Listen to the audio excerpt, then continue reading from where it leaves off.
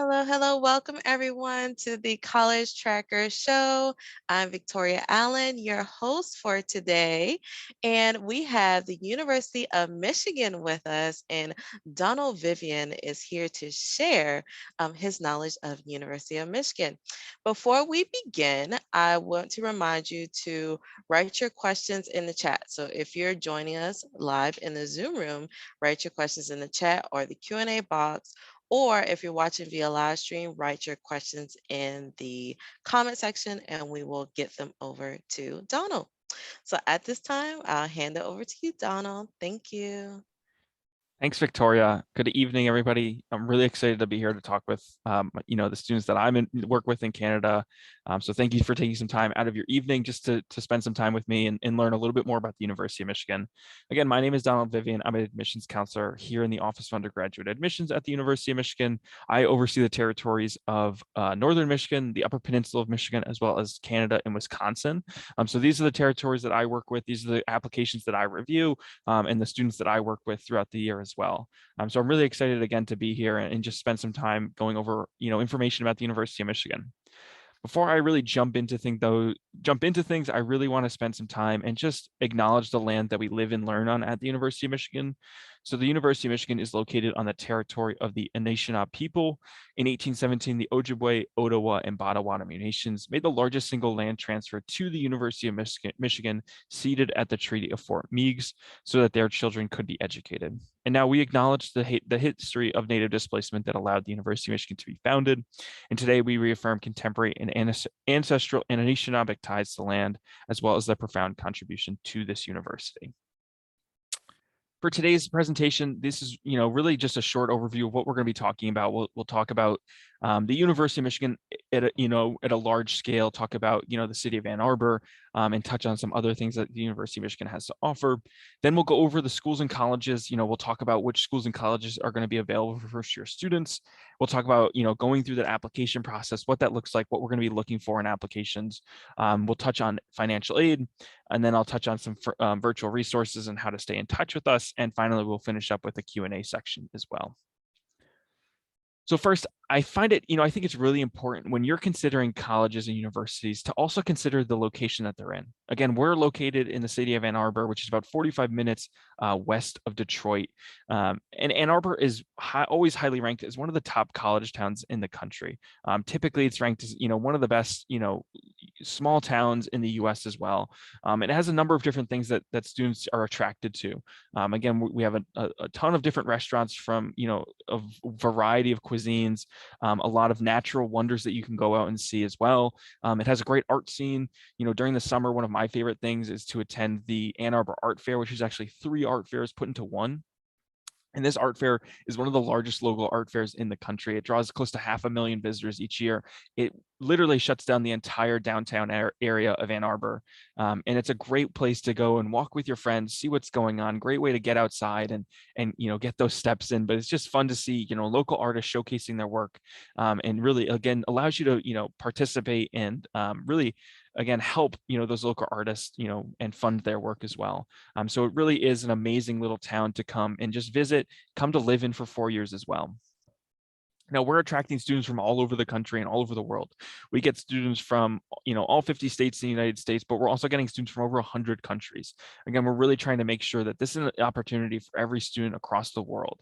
For Canadian students, that is usually typically have been our second largest international population. So we're really excited to work with Canadian students. We're really excited to recruit Canadian students and make sure that they have this opportunity to attend the University of Michigan, because again, it is one of the best universities in the world. And I'm just going to share a little bit more about that. Again, we offer 14 undergraduate schools and colleges. We offer 19 schools and colleges in total, more than 280 degree programs. 70% of those degree programs are ranked in the top 10 nationally, and more than 90% are ranked in the top 20. So no matter what school or college you're going into, no matter what major or minor you're choosing to go and pursue, you can really feel assured that you're going to receive one of the best educations, not only in the US, but also in the world. We also offer a 15-to-1 student to faculty ratio. Now, I don't want to paint this picture that all of your courses are going to be, 30 students or less. For some of those introductory courses like an intro to sociology, intro to biology course, those are typically going to be your larger courses. They're going to be, 200, 300 students, be held in large lecture halls. But what I think it's great, especially for first year students, as you're getting acclimated to the University of Michigan, your first year math and foreign language courses are going to be capped at about 15 students. And those first year seminar courses are also going to be capped at around 18 students. So you have that opportunity in your first year to really, again, get acclimated to the academic environment at the University of Michigan, but also, again, get to know your faculty members, get to know your classmates, build those smaller communities within this, larger institution. And for those larger, introductory courses that are being held in large lecture halls, they also offer mandatory discussion sections where you're going to be able to work within a smaller group setting. Ask a teaching assistant who's going to be running this, session. Ask any questions you may have. Again, those teaching assistants are typically master's or PhD students who have taken this course, that excelled in this course, and are again pursuing those advanced degrees. So those teaching assistants are going to be great resources for you during these discussion sections to really learn about, again, and dive a little bit more into the information that you learned in that class during the day. The University of Michigan was also recently ranked the #1 public research institution in the United States. The public research university in the United States. And this is because, again, we offer so many different opportunities for research at the University of Michigan. Again, this is not just for upperclassmen. This is not just in, the math and sciences. This is also for all of our schools and colleges as well. We offer one program called the Undergraduate Research Opportunity Program, which allows students to get involved in research starting in their first year. So again, if you're interested in pursuing research, you can either join a research team that's already been established at the University of Michigan, or pursue something completely new. And that's what makes that's what makes the University of Michigan great. They're really making sure there's this opportunity to produce research and do research, and again, produce groundbreaking studies. It's available for all of our students. Maybe you're interested in playing athletics at the University of Michigan. If you are interested in pursuing a Division I athletic team, I highly recommend visiting our athletics website and reaching out to that specific sport. Typically, how that works is, again, if you're a recruited athlete, you're going to be working directly with the coaching staff. Again, if you're interested in being recruited, you're going to want to reach out to those coaching staffs that recruit in your area. So spend some time on the athletics website to check things out. But if you're not looking to be a recruited athlete, we do offer a number of intramural and club sports as well. So there's ways to stay active. We offer a number of different, athletic facilities where students can go work out, utilize those facilities all for free. And again, it's just about staying active and continuing, living an active lifestyle as well. And again, you can see for athletics, we have continued to excel. This year alone, we saw our men's football team won the Big Ten this year, which I'll talk about in just a moment. We had our women's basketball team go to the Elite Eight for the NCAA tournament. We saw our men's basketball team go to the Sweet 16 for the NCAA tournament. We saw our men's hockey team go to the Frozen Four, the Final Four. And we saw our women's gymnastic teams win a national championship this year as well. So we have a number of teams continuously excelling, and we're really going to continue to work to, again, provide that environment where students can really, pursue the best that they can. And again, the Big Ten is the athletic conference that the University of Michigan plays in. And you can see here the map that I provided shows the location of all of the Big Ten schools that are in that conference. But it's not just an athletic conference. I think the great thing about the Big Ten is that it's more than the athletic conference. All of these schools and colleges collaborate, especially academically. So one cool thing that all of these schools do is that all of the libraries work together to provide a number of different books and research opportunities for our students. So if you're in one of Michigan's libraries and you don't see a book that you need to do research, all of the libraries allow Big Ten students to take those books out and, again, sort of order them to the local library at the University of Michigan or at one of the other Big Ten schools. So if you notice that Purdue has, the book that you need, they'll actually send that book to the University of Michigan for you to utilize, for however long you need. And that's the great thing about the Big Ten. Again, it's not just the athletic conference. It goes beyond that. It goes to, again, you're allowed to collaborate between these schools to do research with other students. And again, it's really about creating that environment for academic and athletic excellence. Now, not only do our athletes have a number of resources for them, but our students also have a number of academic and personal support services as well. So these are for all of our students across campuses, no matter if you're a first year or a senior student. These academic and personal support resources are available from the moment you step on campus. I think one of the favorites on campus is the Sweetland Center for Writing. This is a chance for students to, again, pursue or a chance to talk with a advisor within that Sweetland Center for Writing. They'll help you sort of get yourself set up for success when you're thinking about college level writing. So they'll review, some of the works that you've done. They'll help you sort of craft those introductory papers. So it's a great resource when you're trying to get acclimate yourself to that college level writing. We also offer counseling and psychological services. We have the Trotter Multicultural Center, which is a place where students, again, can have that sort of safe space on campus to discuss and work together collaboratively. Again, it used to be on sort of the outskirts of campus, but through years of student activism, got moved really to a central location on campus, sort of directly across the street from our student activities building, where the Office of Undergraduate Admissions is located. So all of these, again, are available for our students just starting in your first year. But maybe you want to get engaged and stay engaged on campus. Maybe there's organizations that you're involved in, through your high school now that you want to continue being involved in at the University of Michigan. We offer more than 1,600 student organizations at the University of Michigan. And if you'd like to visit, if you'd like to see those student organizations, you can visit what's called our maze pages. So it lists all of our student organizations in sort of alphabetical order. And again, every time I say 1,600 student organizations, it's pretty hard to comprehend that. But one of the best, events that Michigan puts on is called Festifall. So this is during the fall months. It's on our central campus diag, where the majority of our academic buildings are located. And this is where all of our student organizations will table. Students will be able to walk up, ask questions about what the organization does. They'll be able to sign up to receive more information, maybe join an organization that day. So it's a great opportunity to learn what, student organizations are available at the University of Michigan and maybe get involved in a few. So again, if you're not seeing anything that you're interested in, either, at Festival or on those maze pages, it's very simple to start a club. All you're going to need is 9 of your friends and a faculty member to start those organizations. Again, and starting a club, it's about not only creating that club for yourself, but also maybe thinking about pursuing and creating a club that's going to last after you're gone as well. And if you're, thinking about living on campus as well, housing is guaranteed for all first year students. So that's a great thing about the University of Michigan. When you're, the moment you step on campus as a first year, that you're going to have a room, you're going to have, housing guaranteed as well. And you can see about 97% of our first years will live on campus in their first year. But we also offer 22 different living learning communities. And these are, again, smaller communities within the residence halls that really help students pair their academic passions with their residential life. So these, again, offer a number of different options for students, especially in your first year, to create that smaller community within the larger institution of the University of Michigan. And then finally, thinking about the alumni network, thinking about, opportunities after those 4 years at the University of Michigan.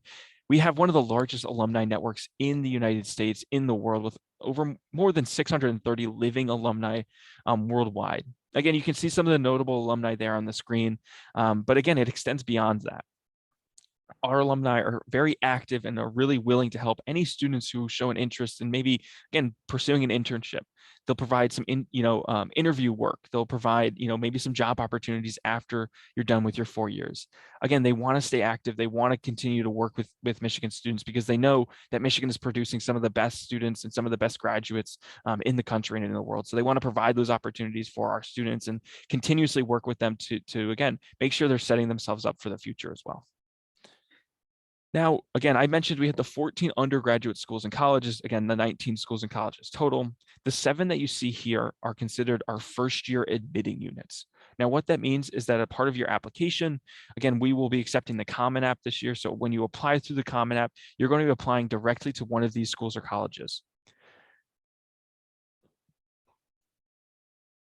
The first one we have is the College of Literature, Science, and the Arts. This is our largest school on campus. This is our liberal arts school. They offer, 40 plus majors, 80 plus minors, 80 plus majors, 40 plus languages, over 100 minors. So there's a lot of things that you can choose from when you're applying to the College of Literature, Science, and the Arts, but you don't need to declare a major until your sophomore year. All of our students who apply to LSA come in undecided. So again, that gives you the opportunity to learn about these different, opportunities, pursue your academic passions, and really have that chance to explore what you want to do. I went to a small liberal arts school. I didn't attend the University of Michigan, but I went to a small liberal arts school. And when I initially applied, I was like, I think I want to do economics. I took one economics course and knew immediately that it wasn't right for me. But I think the great thing about the liberal arts education is that, again, you have that ability to pivot. You have that ability to take courses that you're really interested in, and again, pursue your academic passions. So I ended up pursuing courses just by reading the description and seeing what it was really interesting to me. And that's how I decided to be a government major and a sociology minor. And again, I'm taking courses that, again, were just really interesting, expanded my worldview and really showed me, different ways to, again, be an effective writer, critically think. And that's what being a part of the liberal arts education is about. It's about creating those critical thinking skills, about creating those writing skills. So LSA is going to be a great option. If you're not sure what you want to do, then LSA is going to be the right fit for you. But we also offer pre-professional pathways through LSNA. We have pre-law advisors and pre-med advisors as well. So if you are thinking maybe you want to do pre-med or pre-law, or sorry, if you're thinking maybe you want to go to medical school or law school, then LSA is also going to be the right fit for you. Next, we have the College of Engineering. This is our second largest school on campus. They offer 17 majors, and typically for students who are applying to the College of Engineering, again, you won't need to declare your major on your application. You have until the end of your first year to declare your major. Within that first year, you're going to be taking some foundational coursework, really in physics, chemistry, calculus, really preparing you for that, again, that heavy STEM curriculum that's going to be happening within your 4 years. But you're also going to be taking the Engineering 100 course. This course is going to expose you to the different disciplines of engineering. It's going to expose you to all the different, types of areas that you could pursue. So you get, to work on a number of different projects within that course, really exposes you to, again, all of those disciplines within engineering and allows you to explore what you're really excited about. The next two schools I'll touch on are considered what's called the demonstrated interest schools. So this would be the School of Nursing and the School of Kinesiology. So as part of the application process, we want to see that students have some experience working within those two fields. For the School of Nursing, this would be, again, maybe shadowing a nurse, maybe working within a hospital, working with paramedics, just making sure that you have an understanding about what to expect once you're enrolled in the School of Nursing. Now, this is a direct admit program. There's no secondary application needed. And the School of Nursing it's a school, it's not a pre-med track. This is a school for nurses. We're preparing, again, to prepare nurses for their life after college. So students who are involved in the School of Nursing will typically graduate with around 1,000 clinical hours through a number of different resources, and really have about a 99% pass rate on the nursing licensing exam as well. Now, for the School of Kinesiology, again, we want to see that maybe you've had some experience playing on athletic teams. Maybe you've had to do physical therapy. Maybe you've worked with an athletic trainer before. These are the things that we're going to be looking for as part of the application process. There's three majors that you can go into. There's the movement science major, the applied exercise science major, and then the sport management major. Now, for the movement science, this could be a pre-med track. It's just going to have a little bit more focus on the human body. For applied exercise science, this is where you're going to be, physically, working with physical therapists, working with athletic trainers, really focusing on how the human body moves. And then for sport management major, again, you're going to be focusing on the business side of sports. Both of these schools, the School of Nursing and the School of Kinesiology, is, again, it's about getting hands-on experience. So for kinesiology, some of our students had the opportunity to go to Tokyo for the 2018 Winter Olympics and work with Olympic athletes. Other students are at the forefront of concussion research and working with the NCAA. So students are, again, it's about getting that hands-on experience and preparing you for your life after college. And then finally, our last three schools are what's called our talent-based schools. So this would be the Stamp School of Art and Design, the School of Music, Theater, and Dance, and Tubman College of Architecture and Urban Planning. So within these three schools, as part of the application process, it is required that you submit an additional artistic profile or audition tape. Again, I highly recommend if you're interested in these talent-based schools to visit their websites. They offer amazing examples of how they're, what they're looking for in their artistic profiles or what they're looking for in those audition tapes. They also offer advising dates where you can actually sign up and go over your artistic profile with an admissions counselor at for this instance, for the Stamp School of Art and Design. So if you're interested in those schools, please check out their websites to see, what those audition tapes and artistic profiles should look like when you're applying. So again, those were the 7 first-year admitting units. The ones that you see here are considered our upper level programs. So upper level programs would be schools or colleges that you would apply to after completing your first year at the University of Michigan. So that's all of those schools and colleges that you see here. The ones that are still highlighted in maize are programs that participate in the preferred admit program. So the preferred admit program allows students to indicate on their first year application that they would like to be admitted to those upper level programs. So what would happen is that you would apply to one of those first year admitting units. So let's say in this case LS&A. So you'd apply to LS&A. We'd review that first year application in the Office of Undergraduate Admissions, and then say you wanted to do a preferred admissions to the School of Education. We would review that application. Once you're admitted to that first year admitting unit, we'd pass that application over to the upper level program, and they would render a decision of whether or not to admit.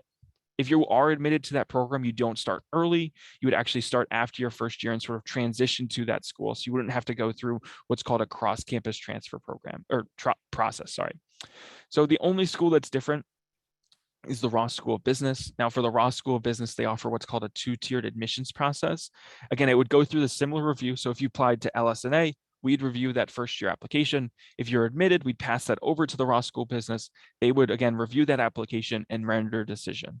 Again, if you are admitted to the Ross School of Business, again, if you applied to any other school besides LS&A, you wouldn't start in your first year. If you do apply to LS&A and the Ross School of Business, if you're admitted to the Ross School of Business, you actually forfeit that decision to LS&A, and you would begin in your first year. Now, this is the only school or college that does this. So if you're interested in applying to Ross, and Ross is ultimately the reason why you're applying to the University of Michigan, and that's the school that you want to go to, I highly recommend that you apply to LS&A as your first year admitting unit, and then then to the Ross School of Business through that preferred admissions program. Again, this would allow you to begin at the Ross School of Business if you're admitted in your first year. Now, thinking about applying to the University of Michigan, what is that going to look like? So we're really going to look at 6 factors. We're going to look at 3 academic factors and 3 qualitative factors. So the 3 academic factors that we're going to be looking at are going to be your GPA, curriculum, and test scores. Now, I'll start with GPA because we will actually recalculate all GPAs that come into the University of Michigan and put them on an unweighted 4.0 scale. What that means is that all A pluses, A minuses, and A's are 4.0. All B plus, B minuses are 3.0, and so on and so forth. Now, we do this because we receive transcripts from all over the world with a number of different grading systems. So we put them on this unweighted 4.0 scale so that when our admissions counselors are reviewing these applications, we know that these GPAs are all going to be on the same scale and are all going to be the same.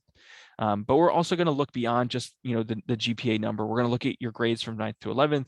We're going to look at you within your context of your high school. If your high school provides class rank, we'll consider the class rank. But we're also going to look at your grade trends. So maybe you had a difficult transition to high school and your grades, dropped a little bit in 9th grade. You had more B's than A's.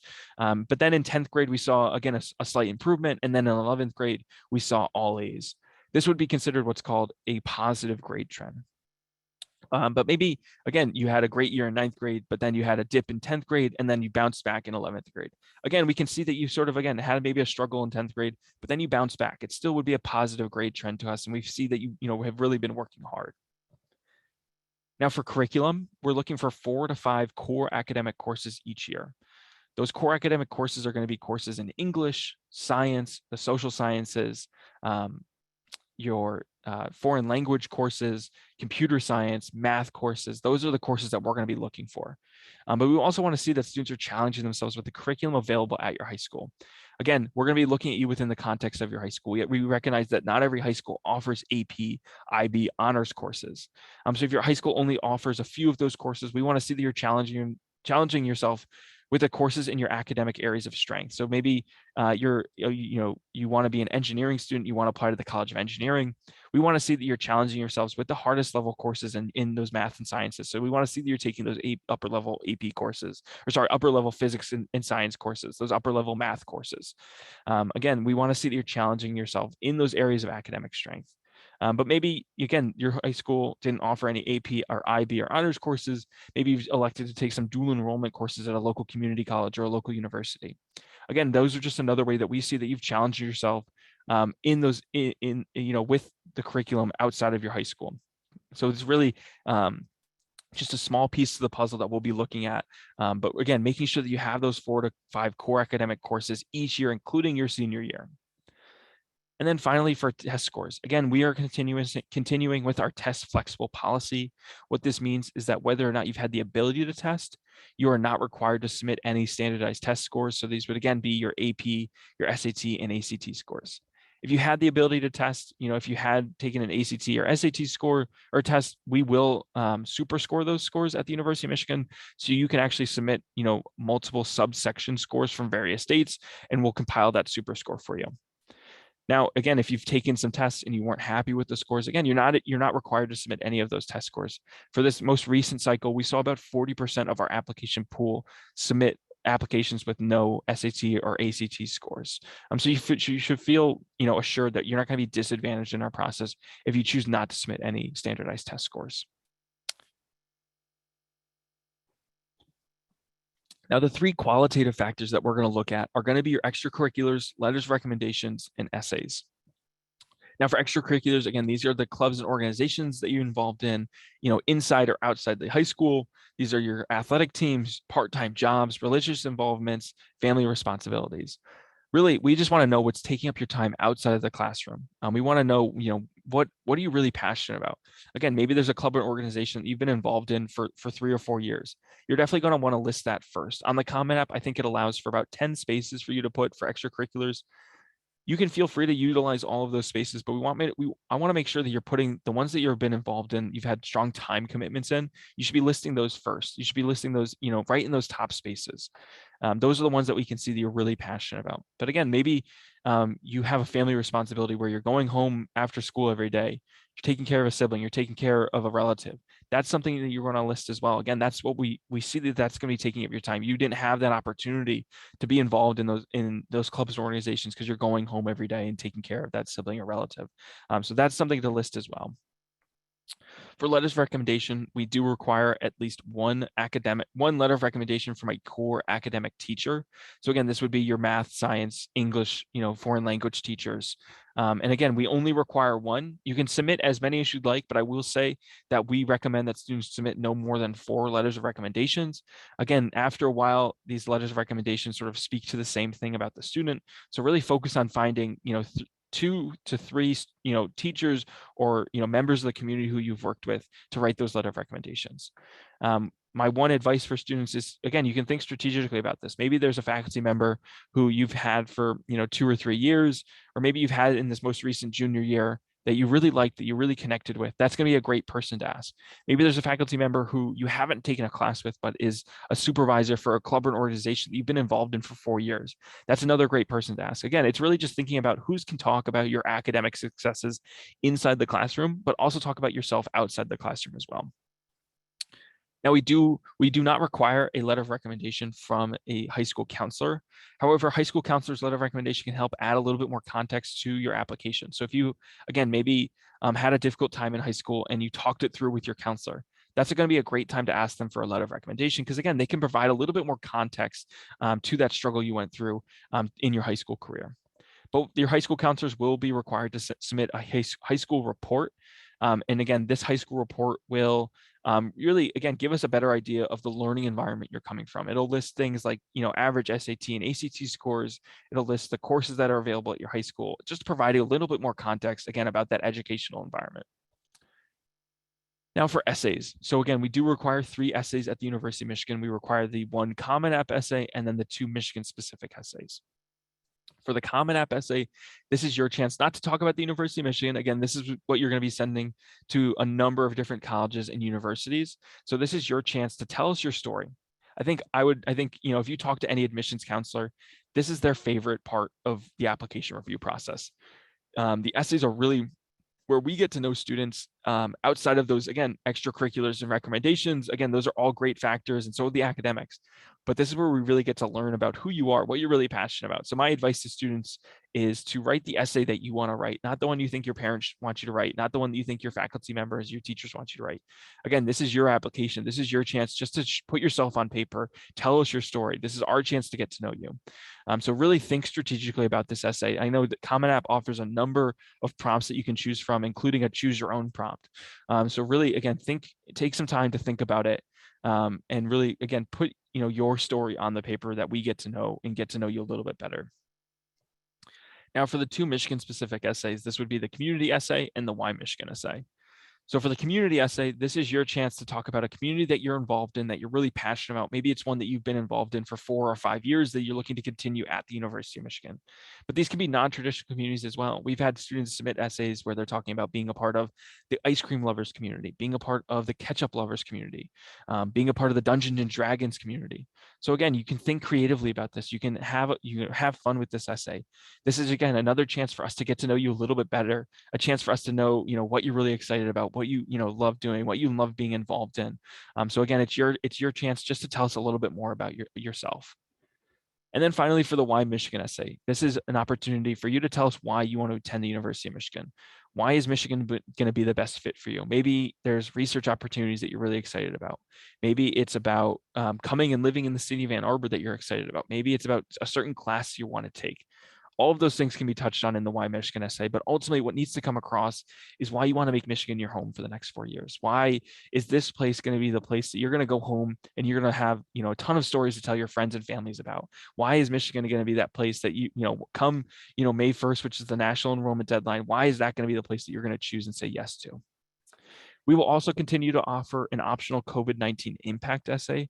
So if you have been seriously impacted by the pandemic, feel free to write, a short paragraph about, what that impact has been to you. Again, if it's completely optional, it's not required, but it does help add a little bit of context for us as we're reading that application to understand, again, a little bit more about you and where you're coming from. So for the rising juniors in the Zoom room, for the senior, people who are going to be seniors next year, this is what the timeline is going to look like. The application will go live on August 1st, so you can get in there relatively early, start thinking about those essays, start filling out that information. We do offer 2 deadlines at the University of Michigan. We offer an early action deadline, which is non-binding. So if you are admitted to that deadline, you're not required to attend the University of Michigan. And then we offer a regular decision deadline as well. Now for early action, again, that deadline is November 1st, with students hearing back by the end of January. And then for regular decision, that deadline is February 1st, with students hearing back in early April. Now for the School of Music, Theater, and Dance, they have one deadline of December 1st. This is so that they can review those audition tapes and have time to offer interviews as well. And for the Tubman College of Architecture and Urban Planning, they do not participate in early action, so they have one deadline of February 1st as well. And then the last deadline to know is, again, that May 1st deadline, which is the national enrollment deadline. So that's the day you need to tell whichever college or university you choose, that's the day you need to decide by. Now, if you apply early action, you could receive 3 decisions, which you see at the bottom. You could receive the admit decision, which means we're excited to offer you that spot. We'd love to have you at the University of Michigan. You could receive the deny decision, which means just at this time, we don't think you're going to be the best fit for Michigan, but we'd love to consider you as a transfer applicant. And then the postponed decision for early action. This is again you can only receive a postponed decision in early action. What postponed means is that we think you're a competitive applicant, but we just want to understand the broader application pool. So we'd actually reconsider that application within the context of the regular decision pool. Now, thinking about, paying for the University of Michigan. Again, you can see the price there for this next term coming up for out-of-state students. And again, that can be a bit of a shock. But you can also see, in 2019, the amount of money that we offered students just in grants and scholarships. So that's money that you don't have to pay back that you don't have to pay back after college. And specifically for our Canadian students, again, we do offer we do participate in both of these programs, the Registered Education Savings Plan. Again, this is an opportunity for students to use that money, that financial resources, towards their undergraduate education. So parents can save up to $50,000 in Canadian dollars towards their child's education. And I will drop that link to that website in the chat in just a moment. And then we also participate in the Ontario Student Assistance Program. Again, this offers funding through grants and student loans to help cover the cost of tuition at eligible institutions outside of Canada. So again, the University of Michigan does participate in this, but Michigan also accepts other provincial loan programs as well. So I will drop both of those links in the chat right now for you. So that is going to be for the REST program, and then this here is going to be for the OSAP program.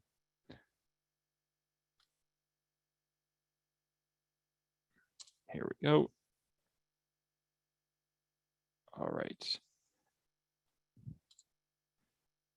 So moving on, again, we'd love to have you stay in touch with us, utilizing our virtual resources. We have a longer informational session offered on our website. We also offer a Q&A session where you'd actually sign up to talk live with two admissions counselors and a current student at the University of Michigan. So it's a great way, if you have any questions after watching that information session, to bring them to the Q&A. And it's a great way just to learn a little bit more, see what other students are asking. So it's a great resource as well. We're also offering tours throughout the summer. So if you're interested in coming to campus, you can register for a tour through our website as well. There you can see my contact information. So again, if you're interested and have questions after this, please reach out. I'm happy to answer any questions you have. And again, you can see our social media pages there at the bottom as well. So another great way to stay in contact with us as well. But now I will stop talking and open it up for questions. I know Victoria will sort of act as the moderator now. So I'll stop sharing my screen so we can go through these questions. Thank you, Donald, for your presentation. And feel free if you want to leave up the information slide just for, a little longer for people to capture that. You're more than welcome to. While you're doing that, the first question is from Preston, and just want to know, is the application process any different for Canadian students?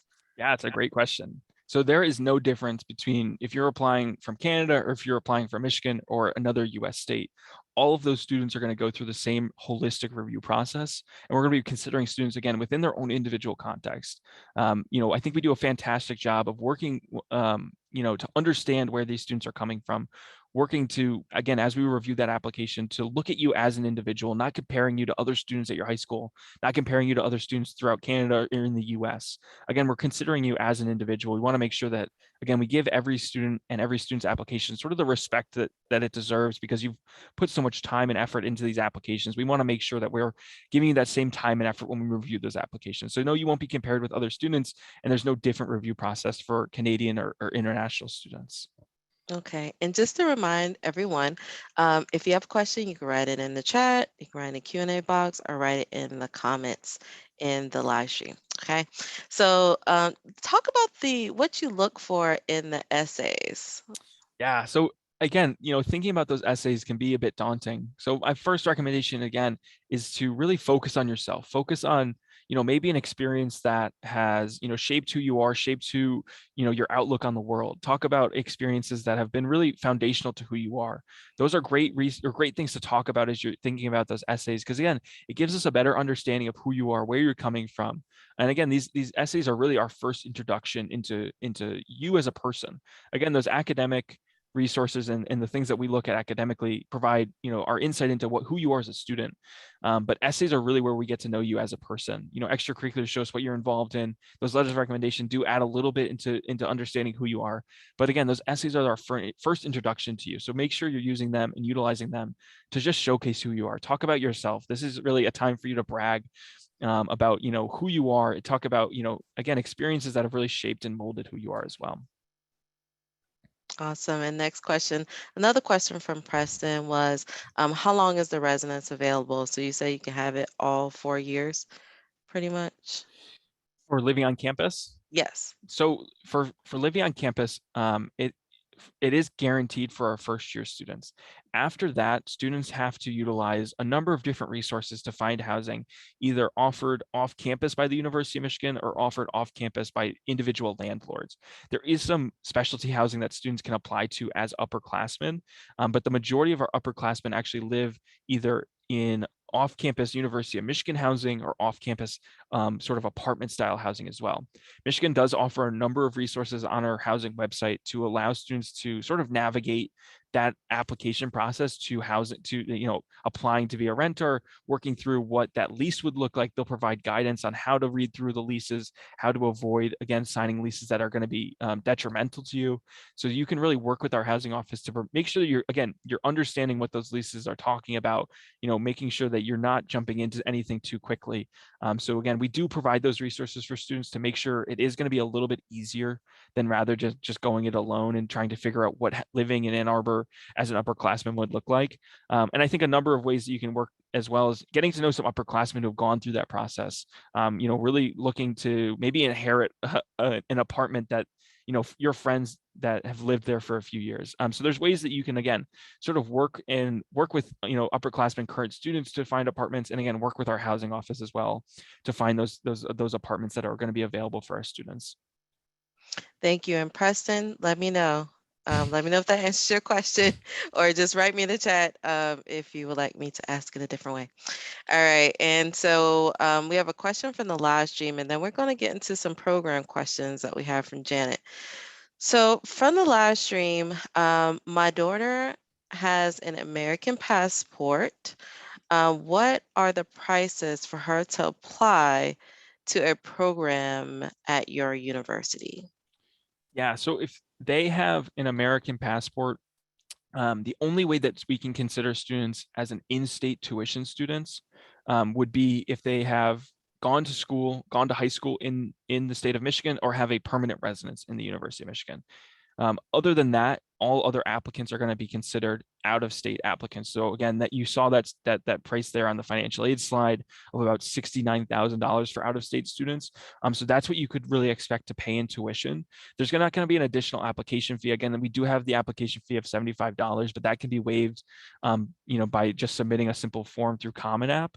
Other than that, again, for students who hold those U.S. passports and hold U.S. citizenship, they would be eligible for things like the free application for federal student aid, which is the FAFSA, and the CSS profile, both which are financial aid documents, again, similar to the programs that I talked about that were available for Canadian students. Those are the programs that are going to be available for U.S. students, or sorry, U.S. citizens, I should say.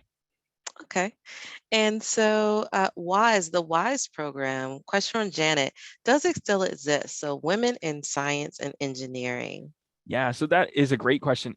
I'm as far as I know, it does still exist. Again, we are continuously working to promote and expand sort of the Women in STEM program that we have at the University of Michigan, specifically within the College of Engineering.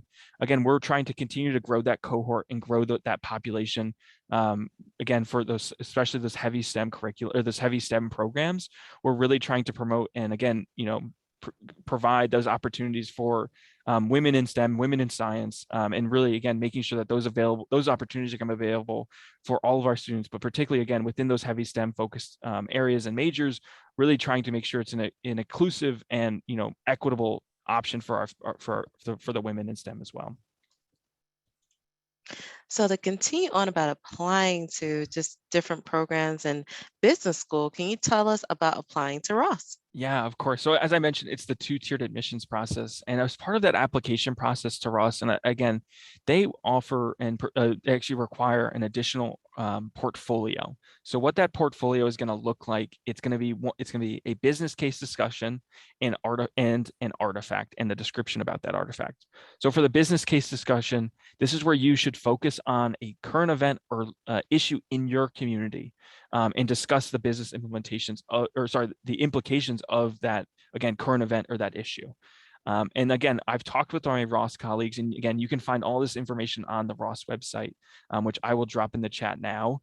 But really, again, when you're thinking about that business case discussion, really focus on, again, something local. You should not be focusing on Fortune 500 companies. Focus on a local business. Focus on something that's happening in your community, because again, you're going to have experience dealing with that in your community. You're going to have firsthand experience talking about that. So really focus on something in your community. And then for the artifact and the description, the artifact is really just something that represents something significant about your life and shows, how you've learned from those experiences. So this could be an academic project, a personal website, a picture of something that you value. So again, there could be a range of things, but really what it just gives our Ross admissions teams, again, a little bit more insight into who you are, provides them a little bit more information about, again, what you find, what you're passionate about, what you find value in. So those are really the two things that are going to be required in that additional portfolio for the Ross School business. So Preston is hoping to play basketball at University of Michigan, and he just wants to know more about how do athletic versus academic scholarships work for student athletes. Yeah, great question. So for athletic scholarships, again, those would be scholarships that you're getting directly from the athletic department that would go towards your tuition, towards your room and board. So these are things that, again, you would work with the coaching staff for that specific sport, and they would be the ones allocating that money for you. For academic scholarships, just by applying for financial aid, again, using those Canadian resources that I talked about, you will be considered for the majority of aid at the University of Michigan. For international students, it is a little bit different because there isn't as much aid available for international students. But again, however, just by applying with the OSAP and the RESAP or RESAP, again, both of those resources are going to help you be eligible for more aid at the University of Michigan. There's also individual scholarships that students can apply to, through the various schools and colleges. For LSA, I think one of the biggest scholarships is the LSA International Scholarship. So that's again, you'd have to apply to that scholarship to receive it, but that again awards about $10,000 towards your tuition just for that scholarship. So really consider visiting our financial aid website. They offer a list of the scholarships available at the University of Michigan that students could be awarded. But again, if you're interested in playing athletics and possibly receiving that athletic scholarships, that's going to be something that's going to be determined by the athletic coaching staff for that specific sport. So I highly recommend, again, visiting that website, visiting that specific, team's website, finding the coach that's going to be recruiting for your area and reaching out to them and talking about, what that athletic scholarship would look like. Awesome. And so let's just say, Preston gets to the University of Michigan and he's interested in research. So just tell us more how we can get more involved into research. Yeah. So again, those opportunities are available for our students beginning in your first year with the Undergraduate Research Opportunity Program, which again connects students with a number of different faculty members as well as current students to, again, maybe join a current research team.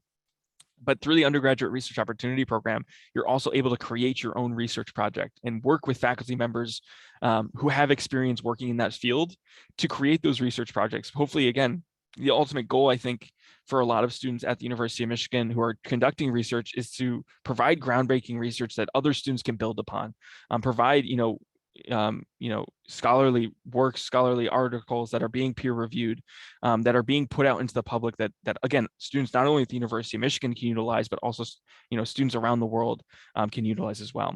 So through Europe, through the Undergraduate Research Opportunity Program, you're going to get introduced to all these different research opportunities. Again, doing research with faculty members, doing research with current students, doing research on your own, all are going to be available through that program. And also just through each school and college, they have their own research hub that you can actually visit and go and see what research is available. Again, that's going to be where you're going to sort of start your research journey if you're looking to do research. So those opportunities are going to be available for students across, again, all 4 years going, again, maybe you want to do a master's or PhD program at the University of Michigan. Again, you can get involved in research as early or as late as you'd like. Are there any cool just research opportunities that stick out to you?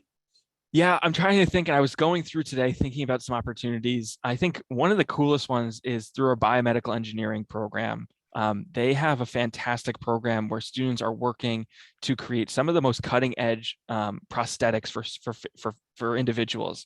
These are going to be prosthetics that are going to be sort of almost, again, sort of connected to your brain to move with your brains and to move with sort of your thoughts, to hopefully bring back that motion that these individuals have lost.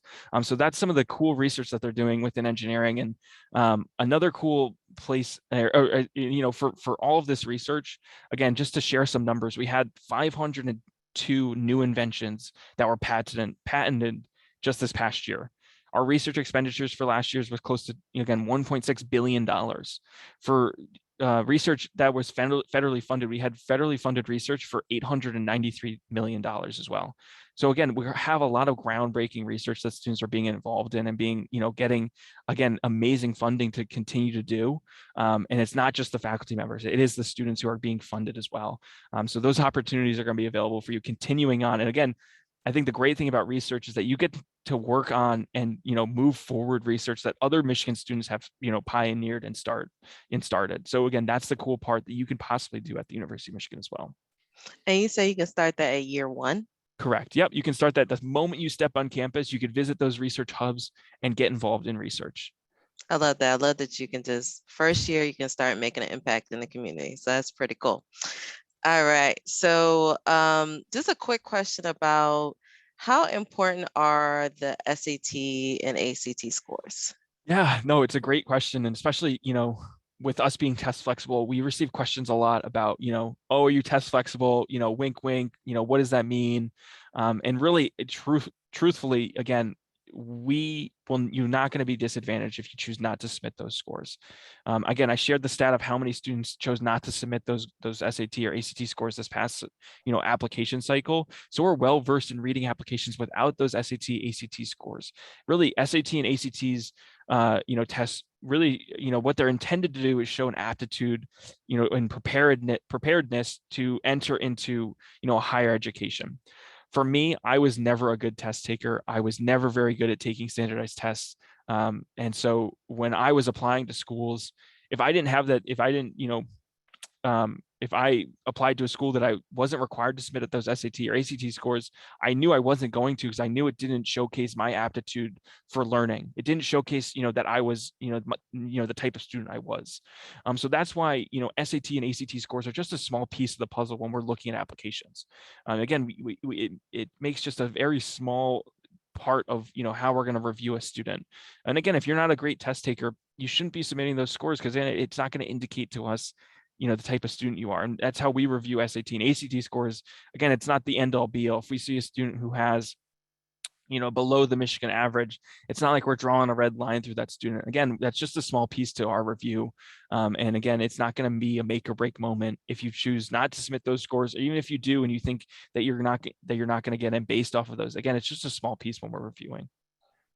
And in confession, I'm not gonna leave you hanging. I wasn't a great test taker either. So it's okay. All right. So just tell us more. Just to want to know about your favorite thing. So what's your favorite thing about Ann Arbor?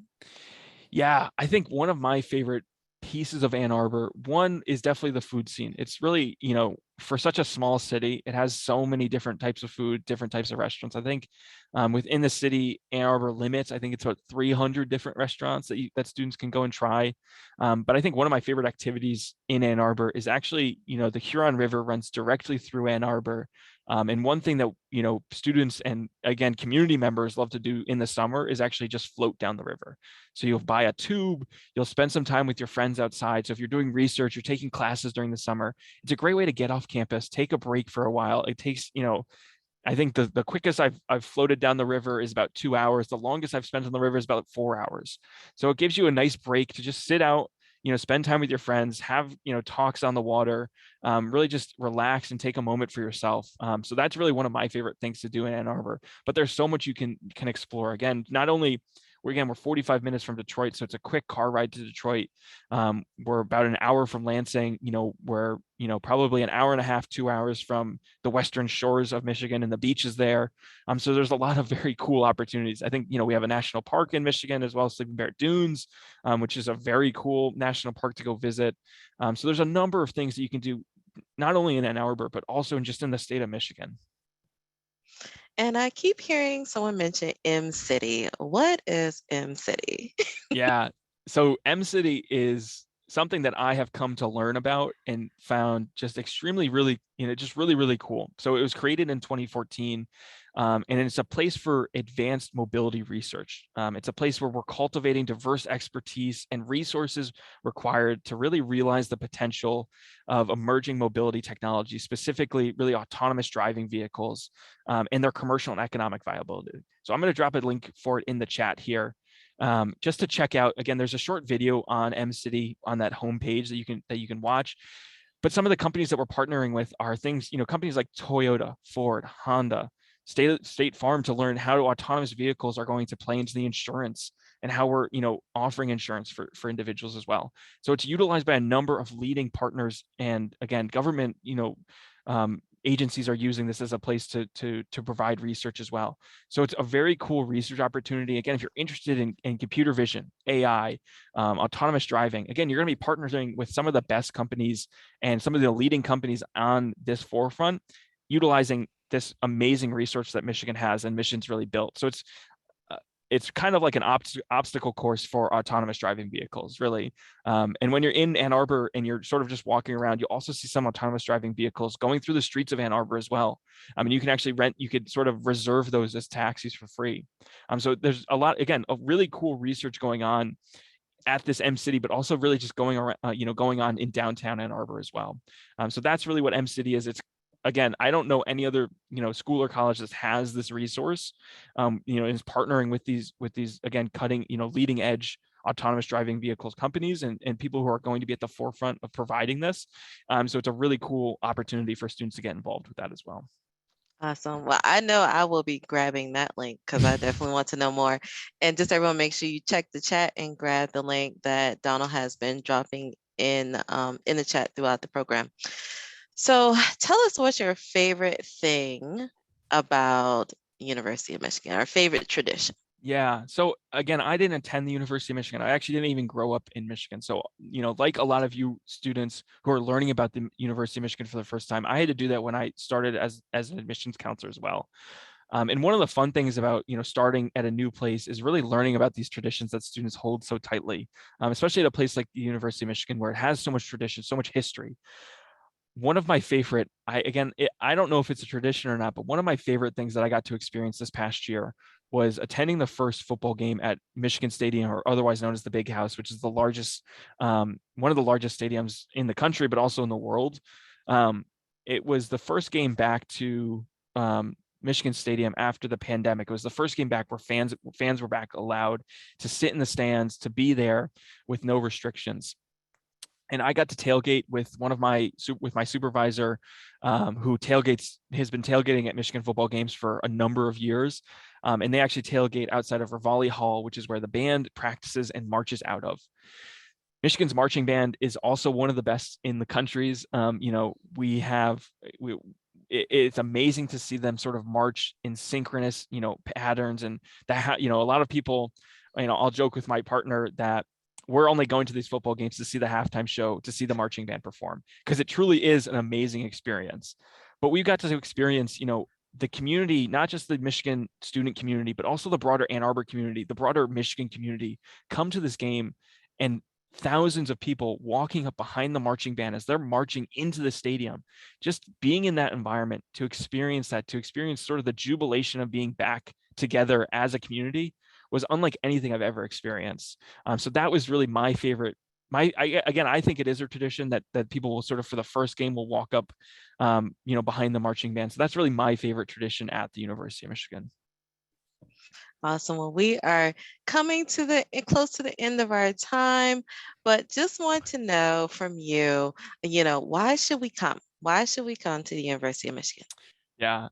Again, not having not been there for as a student, not experienced, 4 years in Ann Arbor, 4 years at the University of Michigan. One thing that draws me to the University of Michigan, and what drew me to this position, is working with the community of students. It is, again, we're a large institution, but when you're on campus, when you're walking to classes, you feel like you know everyone on campus. You feel like this is the place where you know that you've made the right decision the moment you step on campus. So that community that you feel, that community that you were involved in with these other students, through the organizations, through your different involvements, that community that you're feeling, again, not only on Michigan's campus, but within the Ann Arbor community as well. That is why I think Michigan is a little bit different than everywhere else. Again, I went to a small liberal arts school. My graduating class was 500 students, and I thought I knew everyone. And then you get to graduation, and again, you don't. And Michigan, again, it's a large institution. You're going to be coming in with a number of students, but when you leave, when you graduate, you're going to hold on to those friends and have those friends for life.